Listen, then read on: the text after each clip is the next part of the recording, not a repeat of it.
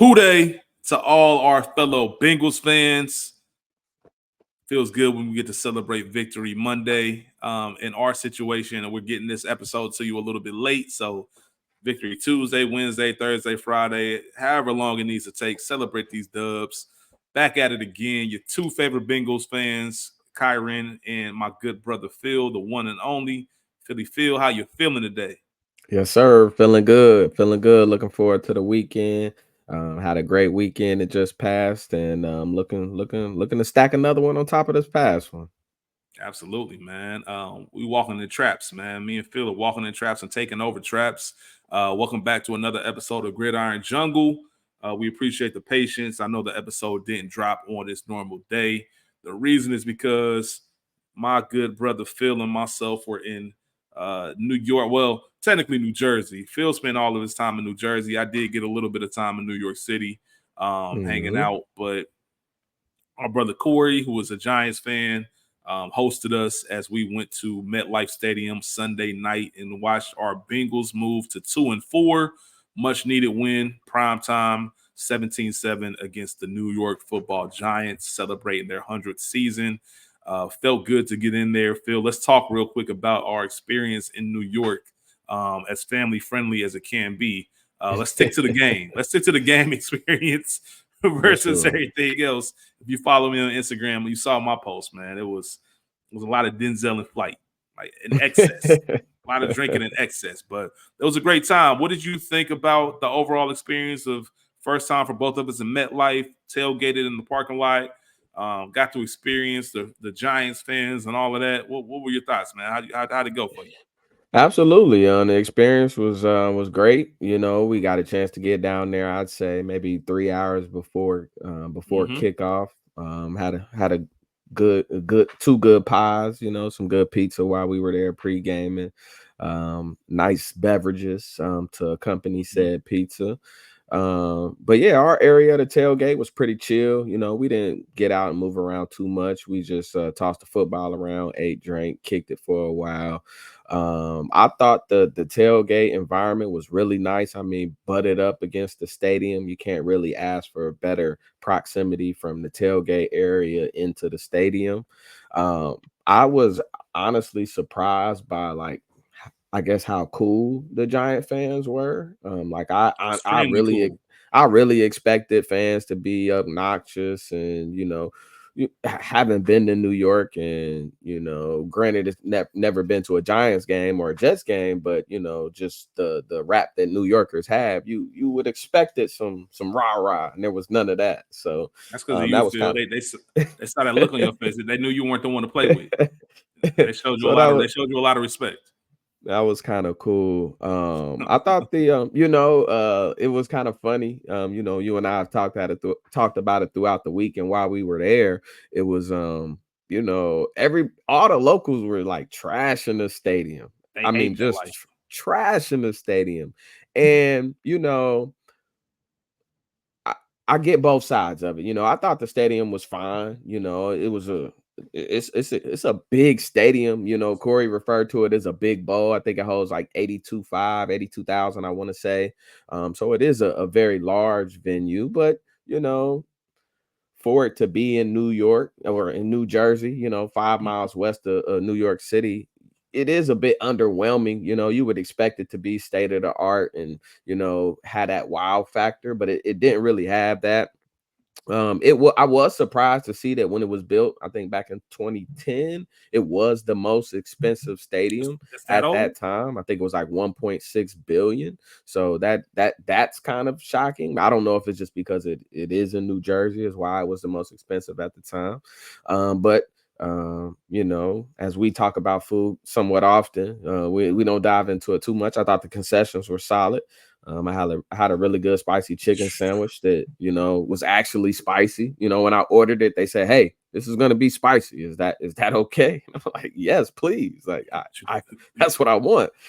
So it actually was spicy, so that was cool. It was about 16, 17 bucks. So you got your good New York prices there in the stadium. But all in all, just speaking about the stadium tailgate experience, I thought it was solid. Nothing over the top, but it was definitely a really good experience. What you ranking it out of 10?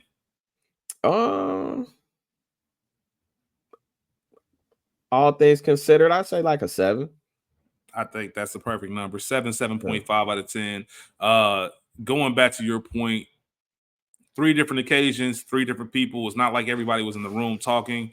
3 different occasions, people went out of their way to say how much they hated MetLife Stadium. I even sent Phil a quote from an Eagles player who used to play for the Jets, and he was talking about how I don't want to play in that ex- bleepity bleep stadium Right. because it's trash and this, that, and the third. The first person that I talked to, shout out to Cools, local bar there in Bayonne.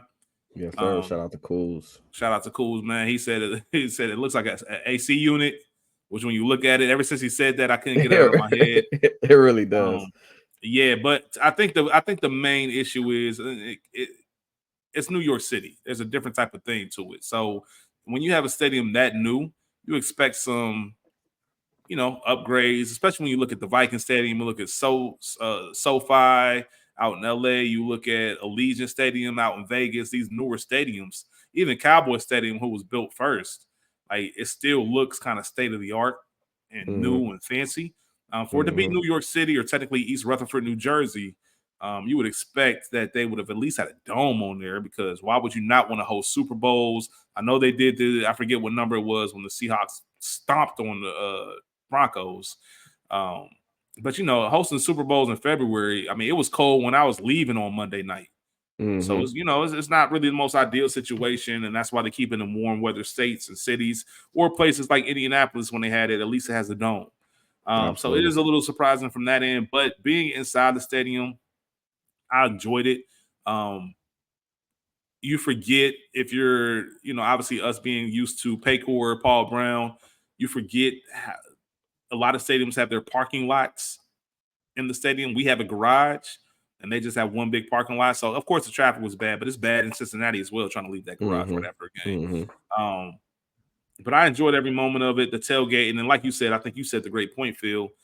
Was expecting a little bit more. They were very chill. I don't know if that's because they were. Well, no, I actually expected more because they came off that big win against Seattle, Yeah. prime It's a, time. a Sunday night game. You play They were all day to get sauced up, you know? honoring their last 2 Super Bowl champions, '07 and Yeah. 2011. Yeah. Um, it was very chill, not hostile at all. Very anti-New York of what you would expect. For Um, sure. Still a good time. Like I said, I think it was Phil. People see Phil and they know they better be respectful. Uh, I had myself and Corey had the kosher nachos, which were fire, fire. $17 for some nachos, but fire. Word. Word. Spicy. Word. Got the fresh cut up jalapeno, not like the fresh cut up jalapeno, the fresh diced onions. Everything about it slapped. Pies. Absolutely. Shout out to Ralph's. Got a couple pies from Ralph. Hmm. Um, just a good time, man. Just a good trip, always. And more importantly, the football is always fun, man. But it was just good to be with my brothers, have a good Absolutely. time. Shout out to Crispy, some of the Mm. best slices of pizza that I've had, as far as the different flavors and different toppings. Yes, We sir. we spun the block there a couple times and the whole nine, man. So great time in New York / New Jersey. Um, Always a pleasure hanging with our man Corey. Thank you again for being a great host. But yeah, it's As Phil and myself. always. We're 1-0 on the road. We're gonna keep that party going this week as Phil is coming up to Cleveland, where I currently live, and we're gonna watch the Bengals against the Browns this Sunday. But before we get there, you see the title. Big Apple Bengals. We walked in, we took over. It wasn't pretty, it wasn't ideal, but we've said this before, Phil, on previous episodes. This type of team, we're gonna have to win ugly games. It's Yes, not gonna be sir. sexy, but Yes, we're gonna sir. win the ugly games, and that's how we're gonna claw our way back into it. And I think a win like that really gives you some optimism. Well, wow, if we take care of business how we should against the Browns, we're sitting at 3-4. Then we have a very winnable game at home against the Eagles, who haven't looked hot at all, and we might be sitting at 500 by the time the beginning of November rolls around, and that's an ideal situation. I think I talked about it in after week 2 or maybe after the Commanders game, where ideally we want to get to the second week of November, be 5-4, and we could Hmm. be looking at that. We're putting ourselves in position. A lot of work. Don't pull out the Super Bowl parade. Don't set up the parade yet. Still a lot of work. We're still in behind, but I feel better about our ability to win close games. And I feel better about us being able to get stops when we need them. And we'll talk about the overall flow of the game and things of that nature. But just to kick things off, Phil, as I mentioned, 17-7 in prime time. What was your overall takeaway from the game? Yeah, overall takeaways from the game, I would say, um, there's not a lot to take away from the game. I mean, all in all, we had four scoring possessions in the entire game. So, Mm-hmm. with that being said, it was encouraging to win a game that when you sat there and probably when you watched the broadcast live, even on my rewatch, knowing what was going to happen, you felt like something was going to go wrong, just given the way that this season has gone. So it Mm-hmm. was good for us to pull out that win. I was in Penn Station on Tuesday, taking advantage of the buy one get one promo. Shout out to Penn Station, holla at us. Um, No doubt. and the guy in there was saying, "Hey, we done had a bunch of pretty losses, so I'll take the ugly Mhm. win." So that for me was the biggest takeaway. I thought the offensive line, for as good as they played this season, I would say, Burrow was sacked 4 times. I think 3 of them were his fault, but I would say I think that was the offensive line's maybe maybe their toughest game that they've had, which was you somewhat expected that given the Giants' success that they've had rushing the passer and getting sacks. Um, Also, I it's looking like, and I don't know if it's because Zach Moss was a little nicked up from the previous week, but Chase Brown seems to kind of be taking over the lion's share of the carries.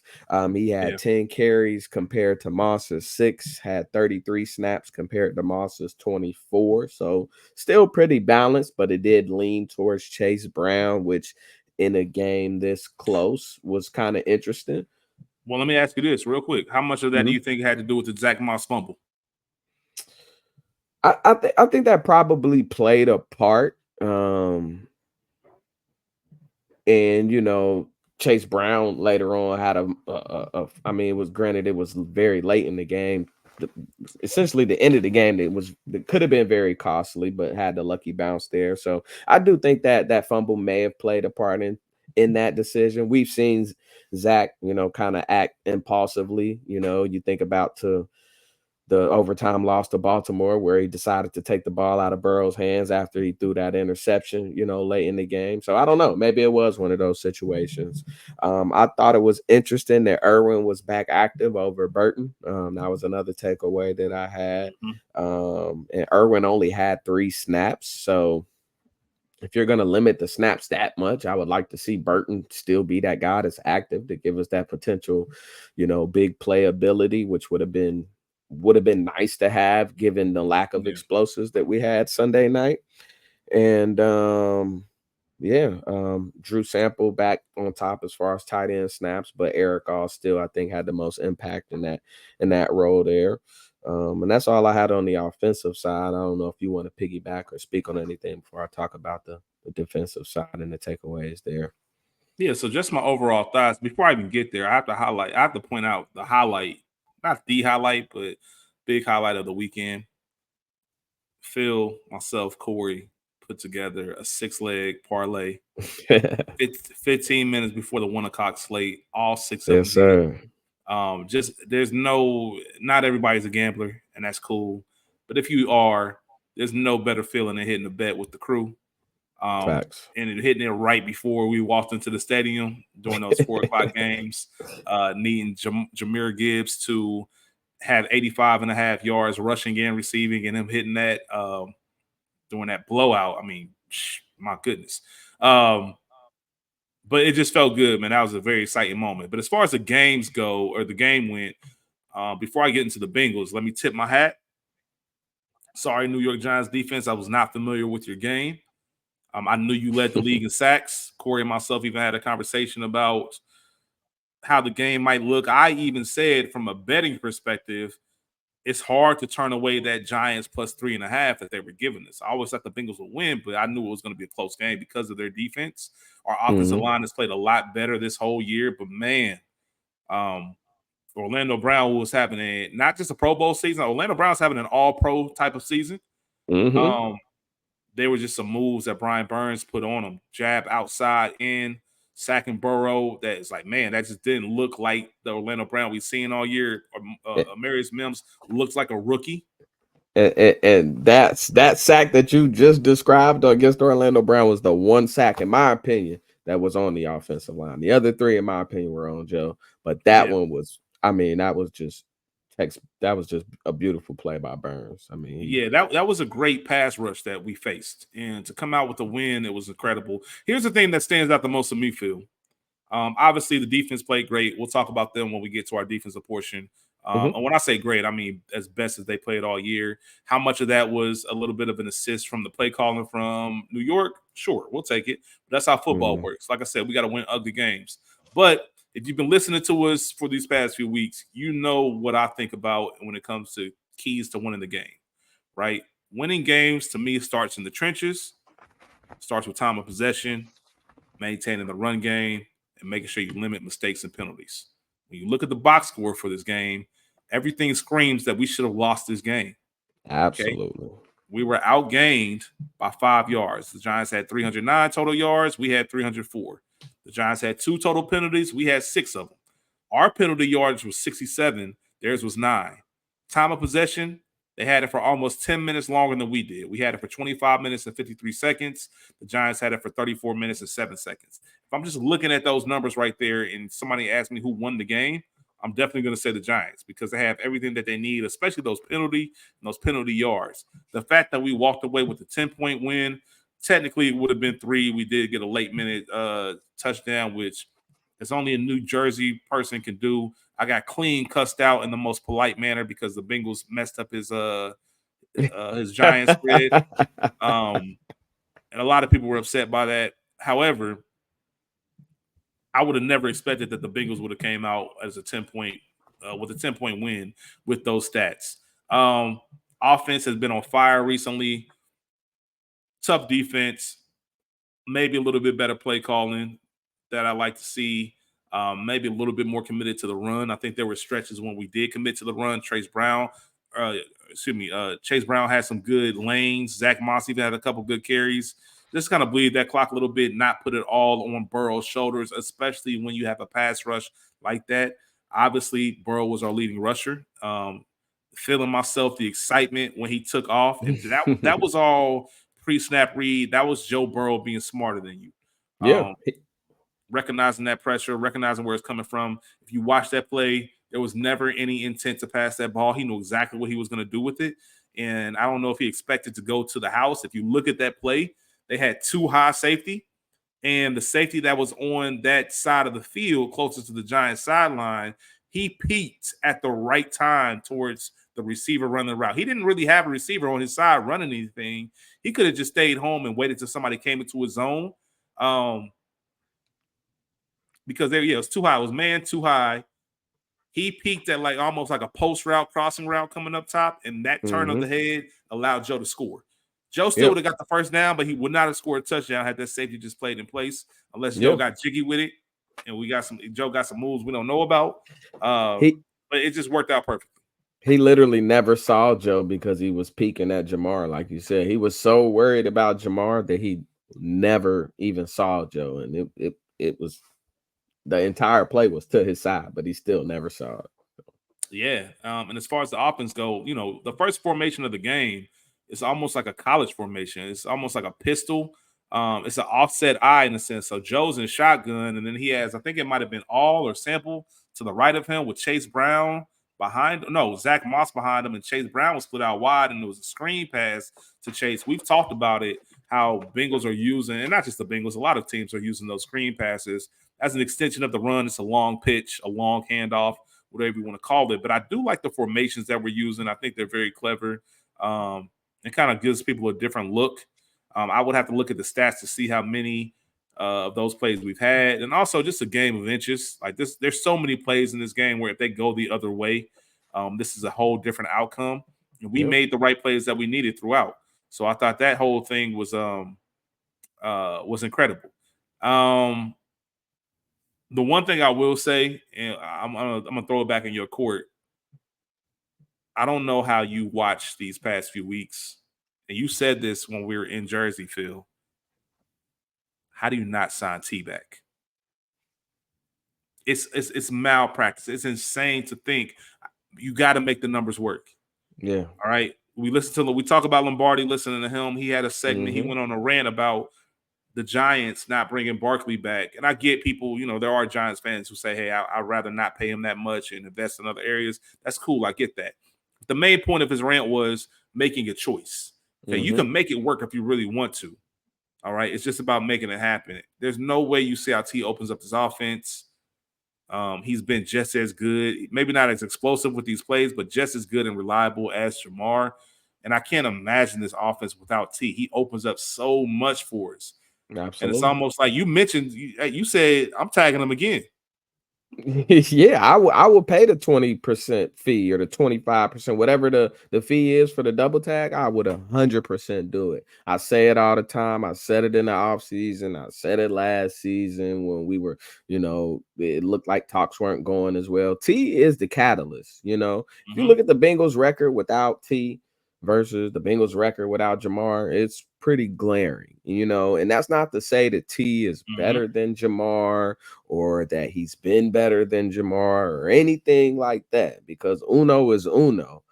But T impacts the game in so many different ways, just the confidence that he gives Joe, to be able to take those chances. Solomon Wilcox talks about it all the time. There is no such thing as a 50-50 ball with T. It's an 80-20 ball.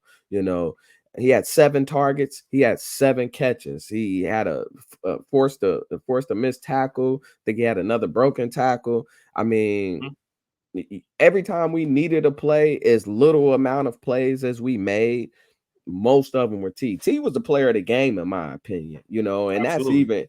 even including the big game that BJ Hill had on the defensive side, which I'm sure we'll get to. But T is the catalyst. I said you can't spell Cincinnati without T, and I would, as Mm-hmm. someone who grew up a Bengals fan, as someone who is, a fan favorite, a humble leader, a guy that just goes out there and works and just lets his play do the talking. That is the type of guy that you want on your team. It's like AJ Green all over again, Yep. and I just don't understand how you watch and saw what happened with Jesse Bates, and he goes to Atlanta and he plays on the defense with no front, and he's a first team all pro. I guarantee you T. Higgins will go do the same thing if he plays with a quarterback that's decent, as long as he's not stuck with Will Drake Levis. May or Will Levis or something crazy like that, he is gonna ball. And you gotta find a way to get it done. You saw the impact of letting Reader walk, you saw the impact of letting Bates walk, Jesse. as I said. So you gotta find a way to make it work. We're not paying that many guys. You gotta find a way to make it work. So Yep. 7, like you said, 7 targets, 7 receptions, 77 yards. Shout out to the Jewels. 7 is, yes, if sir. you know, but the 7 is running rampant. I agree with you, player of the game, when it comes to the offensive side of the ball. He made all the big third downs and every single play that we needed when it was time. I mentioned game of inches. There was on the second drive of the game, there was a 3rd-and-1, which 28 passes, 20 rushes. Like to see a little bit more balance, as we discussed, especially in a game like that. But on 3rd-and-1, I don't really see the need to drop Joe back. There was a play where it was an almost sack. Mims got beat badly. All it was they got the jump. Like it came right off that edge where Mims is, and he just didn't have enough to get to him in time. Joe took the hit. It could have been that one that was a near safety, and the defender didn't wrap up. Joe had enough self-awareness to kind of get his bearings and throw it away. That's what Mm-hmm. I mean when I say game of inches. If that play goes a separate way, we're looking at a different outcome and maybe a different conversation. Yep. Um, it's like I said, there were too many sacks. Respect to the Giants defense. Mims looked like a rookie. Have every single ounce of faith that he's going to look at the film. They're going to correct these issues. But we definitely need him to get better, especially as we go against another vaunted front line. Regardless of how Cleveland is playing, we definitely need to be better when it comes to that pass rush, especially with how they play at home. I think the energy, and we'll talk about this as we talk about previews for the game. I think the energy in Cleveland is just off, which Mm-hmm. helps us a lot. But I also want to make sure we don't do any favors for them. We don't want to be the team that kind of gets them jump started. We all know the stat. We're 0-6 in our last 6 appearances in Cleveland. I personally, and this is before I even lived, I've only lived in Cleveland for 6 months, but I've been to about 2 or 3 of those games in that 6-year stretch, and they have all Mm-hmm. been bad. Yeah. We remember the rain, the downpour game. Was that last year when Joe's Mm-hmm. leg wasn't all the way healthy? Yep. We got our butts kicked. I was at the Halloween game. We got our butts kicked, and I think That it was was one more. spooky. Yeah, Yeah. that was real spooky, and it's that Yeah. time of the year again too. So obviously, we need to play better on our front offensive line. But I do have faith that we're going to get there. Um, let's talk about the defensive side of the ball, Phil. Yes, sir. We've been Uh, mentioning all year that the defense is going to need to step it up. I think they did that big time. What were your thoughts on that? Absolutely. Love to see it. 7 points allowed, big time. Granted, that there was 2 missed field goals by the Giants. You talk about that game of inches. There's a few more there. Also, we talked about the 2 penalties that the Giants had for just the 9 yards, but one of those penalties was a huge conversion, a huge would have been explosive play to Slayton that would have put him in the red zone, but there was an ineligible man downfield penalty that ended up bringing that back. And, Mm-hmm. we ended up holding them on that drive and ended up finishing that first half 7-0. Could have been a completely different game going into the second half. So I thought that was big there. That and then BJ Hill, like I said, hats off, getting a return against the team that drafted him. I thought he had arguably his best game as a Bengal. He was the cause of that interception, caused Mm-hmm. deflection there. And he was just all over the place making plays. He really looked healthy. His impact was definitely noticed on the field, and I'm sure felt by the other team. I think he had 4 tackles, 2 hurries. And I want to say he had a tackle for loss, maybe, but he definitely had a big time game. Like I said, he forced that interception by Daniel Jones, knocking that ball up in the air. Osai outsnapped Hubbard. That was really good to see, seeing that defensive line getting Hey, healthy, being able made to that see phone call, Hubbard huh? getting to see Hubbard in that plateau role that they were hoping to have him in. So I think that is actually going to benefit both Osai and Hubbard both. And it was just one snap difference. Osai had 40, Hubbard had 39. So really like to see that balance there. Trey Hendrickson balled, 2 more sacks added to the total. He got he got Andrew Thomas out of here, went ahead and packed his season up. And you know, uh, Trey Hendrickson bald is like saying the sun came up. right, You know right, what I'm saying? But right. but to your point, Phil, nobody was really expecting, even to the point where other analysts were saying, like, I think he's hurt. Hmm. I think Thomas is hurt because no disrespect to Trey, but Thomas is much better than what he played. And then of course, a day after we hear that, we find out about the injury. So it made sense. But Trey Hendrickson that was still a great battle 1-on-1. And Trey's gonna get the best of you're not leaving. Shout out to Giselle. Trey's leaving here with something. You're Hmm. not just shutting him out. He's too That's for talented. sure. And also the Bengals with the 7 points allowed were the fewest they've allowed in the game since December 1st, 2019, when they held it just to 6 points in a home win. So definitely good to see. I guess you could say one of the best defensive performances in the past 5 years that this Bengals team has had. So really happy with that, and hoping that they can build upon that. It was really great to have Mike Hilton back. I think his impact was also felt as well. And Jordan Battle. He's trending in the right direction. Got on the field a lot more this week. He had 14 snaps and had 4 tackles in those 14 snaps. So, making the most of his opportunities, and I'm sure he'll continue to get those opportunities. So I was really happy to see that. Absolutely, absolutely, man. I think you summed up the defense perfectly. It was as I'm watching the game, or we're watching the game. Um, Very interesting. I think we started the game. Our first defensive play, we were playing man, which caught me off guard a little bit. Um, for those who remember, Slayton caught the ball. It was a 5-yard slant. Um, Juice was guarding him, but when you look at the play, Juice got a hand on it. Slayton just made a great play on a bobble ball and got a quick pickup. It wasn't a first down or anything, but it did show me right away. All right, Juice is locked in. He's at least active. All right, we talked about how he's been playing sporadically, or not sporadically, but um, uh sorry it's late, I can't think of the word I want to use, but it's been a little bit of a schizo performance from him this Yeah, a season. little Dr. undisciplined Jekyll, for sure. yeah, Dr. Jekyll, Mr. Hyde, but I like the fact that he was active there. um Defense forced a 3rd and 10 on that first drive, and that's something we've been discussing all year. We got to get out of these 3rd and 2s. We got to get out of these 3rd and 3s. So to see a 3rd and 10 on the very first drive of the game was very promising.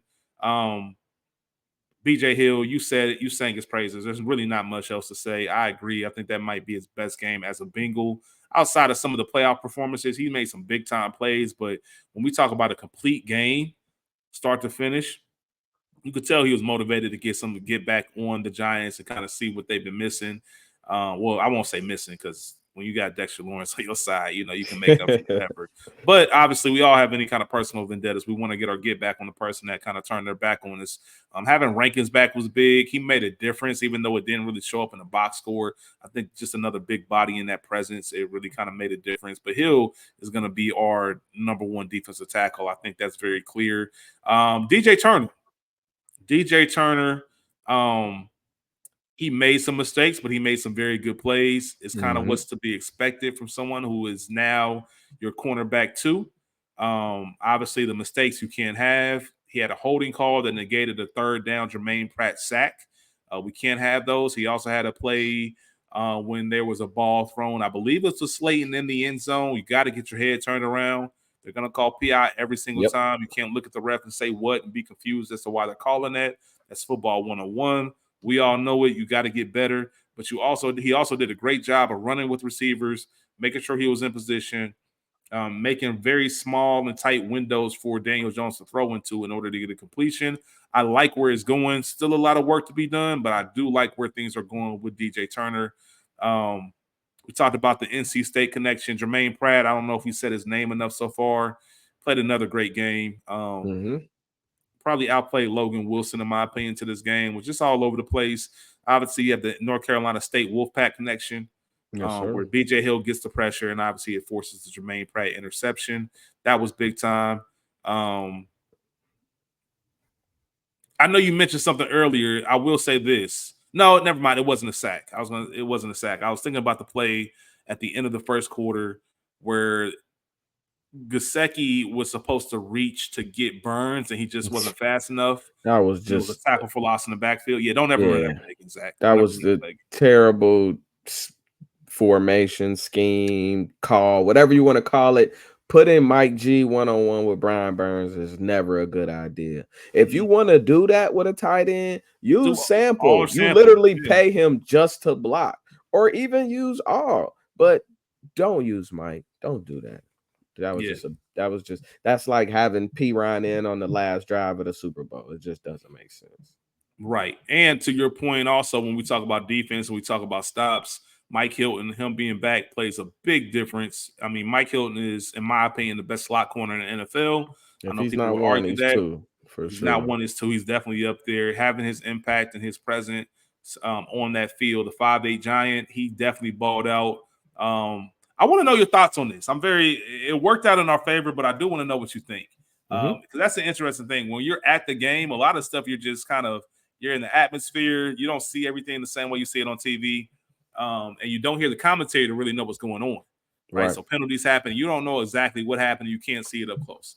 So at the end of the first half, I forget what the penalty was, but we had a chance to decline the penalty and it'd be 4th and 2, or we could have accepted the penalty. It would have either been 3rd and 12 or 3rd and 7, whatever the case was. We declined it. And it's funny because when I rewatched the game, it looked like Zach wasn't aware of what was going on. He looked confused. So Tripping. 4th and 2, they go for it. Um, Hilton makes a big play. He reads because it looked like we were scrambling, didn't know what was going on. Hilton Mm-hmm. reads it like a book, drops, baits Daniel Jones into that throw. Hilton jumps on it, our ball, which leads to another issue that I have. We got the ball way too many times to only put up 7 points in that first half. Like Mm-hmm. that's troubling. Once again, tip my hat to the Giants defense, but our offense has been on fire. I don't know what's up with that. But going back to the original point, Phil, what did you think about that decision to not accept the penalty and put them in a 4th and 2 position? Do you think he just thought that they were going to go for it?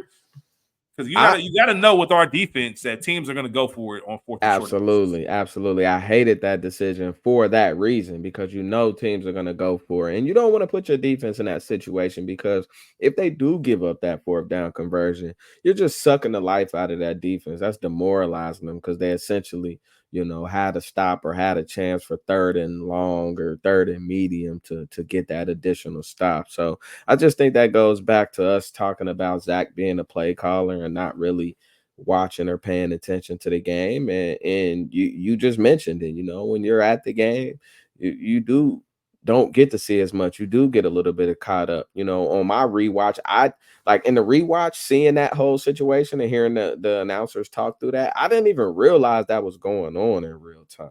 But Mm-hmm. I'm not Zach Taylor. I'm not paid to manage the game and be the head coach. So, that's acceptable. So I think he's got to lock in just as much as the defense has got to lock in. So especially your unit's not on the field, let's like let's be mindful. Or if you're unsure, like lean on your head coach, on your assistant coaches. So I just don't think that was It, the right choice. And luckily it didn't burn us, but it very well could have. it makes me question how much time is put into scenarios. If you know anything about football, and you know anything about the Patriots practices when Belichick was there, he will walk through every single possible scenario that there could be. Remember, a lot of the rule changes that were made in those mid 2000s were because of Belichick. A lot of the formations that he came up with, and a lot of like the loopholes that he found. Obviously, if you're a college football fan, you saw this past weekend, and I'm sorry, Phil, because I know O State, but you saw Dan Lanning from Oregon use a loophole in the rule book to his Mm-hmm. advantage to run time off. They've since closed that loophole. It was that much of a quick decision to where, hey, we can't allow teams to do this, even though you can still fake an injury and get a timeout. That's a whole nother story for another day. But the interesting thing about it was Dan Lanning practices every single scenario. It doesn't. He said it himself. This doesn't happen a lot, but if it does, we know what the counter is going to be. We know how we're going to go around it. Now, you could have the old school mindset of, hey, ball up, play D. Y'all getting cooked. It is kind of bush league. It is kind of cheap. Don't get me wrong, but I'm looking at this straight from the concept of planning for what could happen and what is our answer to it. You got to be better than that, Zach. You got to know what we're doing in certain situations. Read the game. Um, it's his own separate game. All right, I get it. Our defense is playing well, but we still want to give them an advantage. Maybe he thought, hey, with them on this part of the field, they're not going to go for it. But as I mentioned earlier, our defense hasn't played well all year. This was the first game they really showed up. So you got to assume that these teams are going to go for it and they're going to continue to go for it. Shout out to Mike for stepping up and making a big play. And also shout out to the defense as a whole for making 3rd down stops when we needed them. They really showed up. I wasn't a fan of the scoring drive that the Giants had, but other than that, that's the only nitpick I would say. Turnovers, we need to clean some of those things up. We need to get off the field when we make big plays like the Jermaine Pratt sack. But I can't complain about that performance when we've been getting cooked all season. So hopefully For that's something sure. to build on. That just shows me these are professionals. They're men with pride. They're not going to let everybody trash them and talk about how bad they are. They take pride in what they do. They take pride in their profession. And under the big lights, there's not many lights that get bigger in the New York City and prime time. They showed up and played their best game of the season. I thought it was incredible. And I was proud of the defense. And hopefully this is a jump start to better things as we get into this nice little stretch, this important stretch that's really going to determine how far our season is going to go. Um, Mm-hmm. so shout out to the defense, man. They really showed up for us throughout. Um, Let's see. Game balls. Phil, who you got game balls? Who you giving game balls to? I'm definitely giving on the offensive side, my game ball's going to T. We talked about his performance, 7 targets, 7 catches. I believe you said 79 yards. And on the defensive side, I'm going with BJ Hill, making his return to the Big Apple and making a big impact. Um, so and if I can give one to the special teams unit, I'm gonna split it right down the middle between Ryan Rico and Tyson Anderson. Those two were putting on a clinic. Clinic. I know Mhm. special teams is boring. I know punting is not something that's glamorous, but they were putting on a clinic. So Makes such a big difference. Such a big yeah. difference throughout the game. I agree. I have to give it out. I don't want to give it to the whole defense, even though they deserve it. But I got to give it to BJ Hill because he made an impact. Everybody else, the stars that we expect to show up, they showed up. They did their job. Like we mentioned, Mike Hilton, Jermaine Pratt. Um, I feel like I'm forgetting somebody else. Trey Hendrickson, of course. But Hmm. BJ Hill, I think, was a catalyst. He brought the energy. He was mic'd up. Um, he was ready to play. And obviously Hmm. T. And give it to Joe as well. But Joe didn't play his best game. I'm not gonna give it to Joe. I'm gonna give it to T. I'm not gonna give it to Jamar, even though he had 5 catches for a few yards less than T. He had a big drop. Obviously getting double, but that's something that you don't see normally. So I'm sure he'll be locked in and focused. But overall, I just thought it was a complete win. It was an ugly win. It was a nasty win. But now we know how to win those type of games. Hmm. That's going to go a long way, especially as we get into division play. If you want to see ugly football, wait till we play the Steelers. That's going to be ugly And we play football. them twice in December when it's gonna be ugly weather in addition to it. So it's Ugly definitely gonna weather, be ugly. cold. Yeah, we got some ugly games to win, and they're Hmm. very winnable. And I'm looking forward to it. Do we have any field stats? Um Joe Burrow is 0-6 in Cleveland, I believe. Has never won in Cleveland. I'm looking forward to help him break that streak. Sometimes you just got to take matters into your own hands there. That's one there. The other I gave out earlier was in regards to the defense, holding them to the 7 points, which was the best performance since that 2019 December performance at home against the Jets. Um, I guess one that I will leave with or that I'll end with is that the Bengals have 8 sacks on the season. 5 of those are by Sheesh. Trey Hendrickson. And this is probably the worst blocking offensive line or worst pass blocking offensive line that we'll face up until this point in the season. So I am hoping that the team can build upon that and up that sack total there because 8 sacks through 6 games with 5 of them being from one guy is just That's it's just nasty. not That's big. this is That's just big. not winning football. So In hopefully we can. reference, I'm gonna say in comparison, the Giants had 7 sacks alone against the Seahawks the week before they There you played us. go. There you go. They lead the league in sacks, obviously, but man, 8 for the year is disgusting. Yeah, Yuck. We gotta clean that up. for sure. Especially like you said, when one person has majority of them.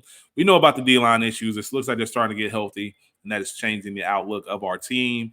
However, depth is still an issue. Still need Murphy to step up some and contribute a lot more on that front line. But hey, a win is a win. I Mm-hmm. like the direction we're going. Mm-hmm. Phil, we play Cleveland this week. Any thoughts on the game? Any key points to win this game? What do you have in that area? Yeah, I would say first and foremost is gonna start between the ears before it starts between the lines. I think it's gonna be very important for the team to be focused and look at not look or worry about how bad Cleveland has been this year, but more so worry about what we need to do and how we need to execute to win this game. It's really easy to look across the field and see that Myles Garrett is playing hurt. He's having some feet problems. He's only had 4 sacks this year. They obviously just traded away Amari Cooper. It looks like the team may be ready to line up to ask for trades or revolt against Deshaun Watson, one or the other. And you also got Nick Chubb coming back. So, there's a lot of different things that you could get caught up in or be thinking about. And I think it's really important for us to just worry about the things that we need to do and execute to win this game. Also, we got to get pressure on Watson, continue to force him to make bad decisions. I was looking at that Cleveland Giants game, and or almost any game you've seen the Browns this year. I mean, Deshaun Watson's running for his life, trying to stiff arm defensive tackles and make throws. Like continue to make him make those type of decisions. I don't think Cleveland has scored a first quarter touchdown the entire season. I would love to see that streak stay alive. Definitely want to see us get off to a fast start. If we can get off to a fast start, I think that's going to do a lot for our confidence and do a lot for, just the overall confidence and kind of help us get rolling. So that would be it. I'm not really worried about Cleveland's blitz. Burrow's one of the better quarterbacks against the blitz. Cleveland's secondary hasn't been what it has been over the past few years. So I'm just hoping we can get in there and take care of business. And, most of all, worry about our game and what we need to do to win. So. Absolutely. Just to echo off what you said it starts between the ears. For me, I'm going to echo that sentiment, but I'm looking at it from the perspective of you can't think about that 0-6 record in the past 6 seasons. Mm-hmm. New season, fresh start, focus on getting this win. Focus on going up there, building on what we just accomplished in New York. We've already said it. Like I said, we've said in week 4, this isn't going to be a pretty season, right? Our offense is going to have moments, but we're going to have to win ugly games. If it needs to be ugly, it can be ugly, but we got to get it done. Don't be the kickstart for someone else's season. Don't be the reason why a team started turning it around because you gave them confidence by giving them a win. This Cleveland team is not good. All right, I'm not. This not trash talk. This isn't bulletin board material. This is me looking at the games and realizing this is not a good football team. We are better than them. We still have to go out there and win the game, but you have everything that you need to really not just go out and win, but win in emphatic fashion. We owe Cleveland a beat down because they beat us down when we go to Cleveland. It's not like they just win. They smack us around, they embarrass us, they take our jersey off of us and throw us in the lake. That's how bad they beat us when we go to Cleveland. It's time that we return the favor to them. Obviously, Battle of Ohio is always going to be a big deal, but Phil mentioned it. He will be in the building along with myself. So he's going to make sure he personally changes things and turn that around. But yeah, just play how you know how to play. Play like the team that you should be. Play like you did in the weeks that we've gotten wins and even the KC game. Like, come out there with the purpose. Have some pride about yourself. And I think as I say it all the time, if we see it, they see it, right? Mm-hmm. Mm-hmm. Everybody in the locker room knows this is a winnable game. We win this game. Now we're 3-4. Now we're one shy of 500. Mm-hmm. Not to look ahead. Hopefully they're not looking ahead too much, but I think we all can see the way Philly's going right now. That's a winnable game. Can we get to 400? You can't get to 500 unless you can't get to 4 wins until you get to 3. All right, so let's take it one game at a time. But they're still human. They still look at the schedule and they can look. All right, we can string some things together. All right, because after Philly, then you got the Raiders. They're a mess. Yep. You know what I mean? So on and so forth. So everything is falling in the line. Let's go ahead and make things shake. Let's go ahead and take care of business. Play like we know how to play. The last thing I want to do is come on here, the podcast on Monday, and talk about another upsetting, poor, mentally unstable performance by the Bengals. I think we got everything in it. We riding with them. We're going to be with y'all all the way. Go out there, handle business. Let's celebrate another victory Monday, and let's move on to week 8 after that. So that's all I got today, Phil. I don't know if you have anything else you wanted to touch on or cover before we get out of here. No, that's it. Like I said in the opening, had a really great weekend and looking forward to putting together another one this weekend. So man. Shout Yeah. out to Who They Nation, everybody that showed up in Jersey, man. We saw a lot of orange and black. Um, Shout out to everybody there, man. Even in our section, man, we were able to turn around and high five with some Bengals fans up there. So, And since you brought that up, I know the people that needs to hear this isn't gonna hear this.